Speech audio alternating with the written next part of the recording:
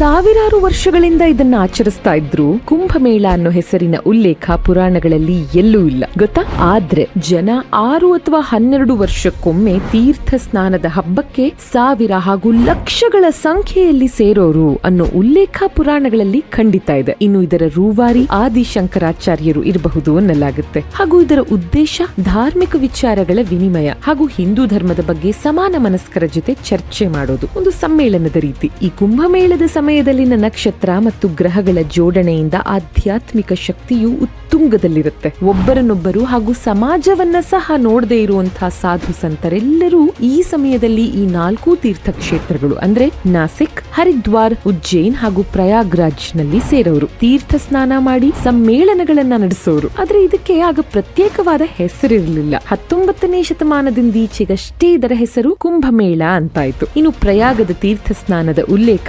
ಋಗ್ವೇದದಲ್ಲೇ ಇತ್ತು ಗೊತ್ತಾ. ಇನ್ನು ಚೈನೀಸ್ ಟ್ರಾವೆಲರ್ ಹ್ಯುಯೆನ್ ತ್ಸಾಂಗ್ ಸಹ ಇದರ ಬಗ್ಗೆ ಉಲ್ಲೇಖಿಸಿದ್ದಾನೆ. ರಾಮಚರಿತಮಾನಸದಲ್ಲಿ ಸಹ ತುಳಸಿದಾಸರು ಪ್ರಯಾಗದ ಈ ಮೇಳದ ಬಗ್ಗೆ ಮಾತಾಡಿದ್ದಾರೆ. ಆಗ ಇದಕ್ಕೆ ಪ್ರತ್ಯೇಕವಾದ ಹೆಸರು ಇರಲಿಲ್ಲ. ಆದ್ರೆ ಈಗ ಈ ಹೆಸರನ್ನರಿಯದವರು ಯಾರೂ ಇಲ್ಲ. ಅದುವೇ ಈ ಶತಮಾನದ ಮಹಾಕುಂಭಮೇಳ.